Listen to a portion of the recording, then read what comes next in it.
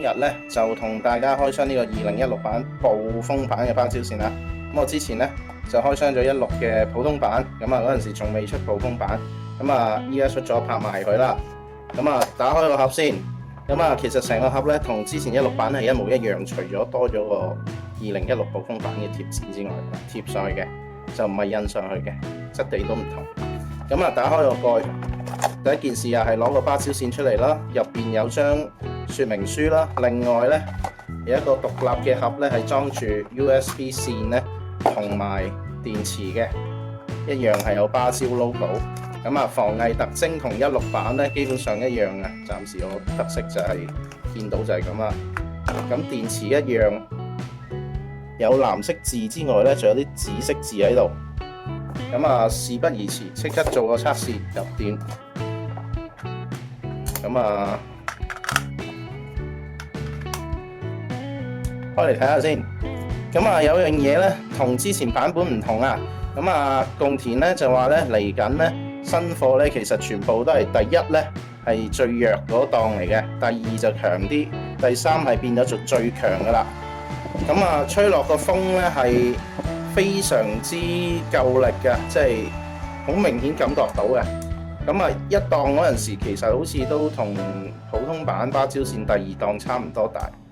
咁啊有一樣嘢就好容易辨認到佢係唔係暴風版嘅。嗱就咁睇好似唔覺，但係原來一睇後面咧呢個位置啊，見到寫住7W嘅話咧啊，咁呢啲咧就係暴風版啦。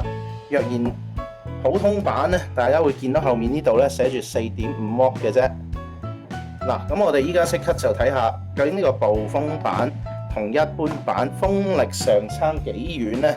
咁我哋咧又準備咗個風速計，開咗佢先。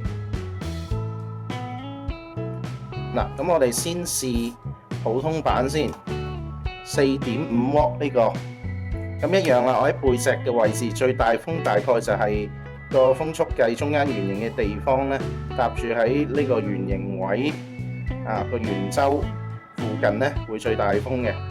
咁啊第一檔係最大風嘅早期嘅貨嚟嘅。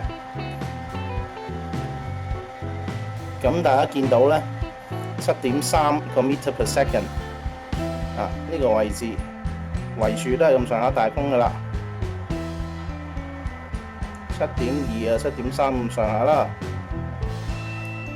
咁啊細一檔啦，第二即係中間嗰檔5.6，最細嗰檔啦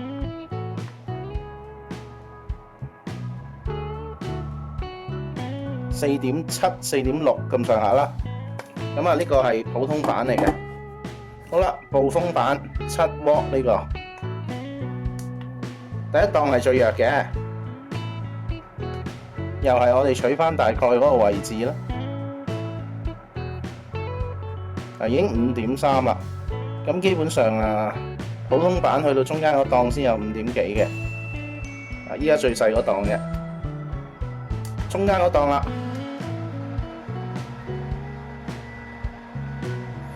嗱，中間嗰檔大家見到咧，去到6.5啊，6.6咁上下啦。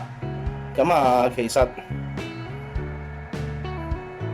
去到7.3咧，就相等於普通版最大嗰檔嘅風力。咁啊，依家呢個第二檔咧，就介乎即係普通版嘅最強嗰檔同中間嗰檔之間啦，叫每一檔都高咗半級咁樣啦。嗱，最強嗰檔咯喎，啊聽到啲聲都好明顯唔同。咁啊，大家見到啦，8.2啊。咁上下啦，咁啊大芭蕉又如何呢？我哋都係試最強嗰檔啦。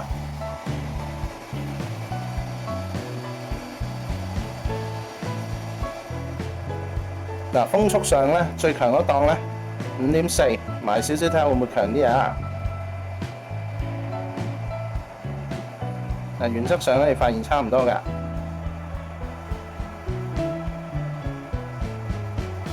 啊，背後側風咧好穩定嘅，咁啊好明顯啦，大家睇到啦，咁啊風速最強嘅當然係暴風板啦，跟住咧就普通板個風速都係強嘅。大芭蕉咧風速就最弱，但係咧距離咧即係嗰個大細最大，吹嘅範圍最大。咁邊個最涼？好明顯暴風板最涼啦。其次咧，好睇下你吹乜嘢啦，範圍大啲定集中啲咧？咁啊，我覺得呢兩隻咧，原則上咧真係咧睇你嘅喜好嘅啫。你嫌大風得滯嘅呢隻就唔會吹到你頭暈，又夠涼啊！咁啊，今日分享嚟到呢度啦，多謝大家嘅收睇。